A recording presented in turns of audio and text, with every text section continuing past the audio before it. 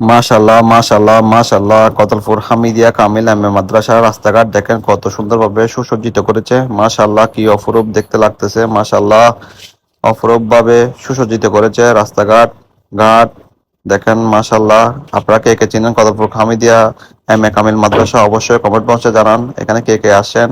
এটা হচ্ছে যে রাউজানের মিনি পার্ক। এখানে সবাই ঘুরতে আসে।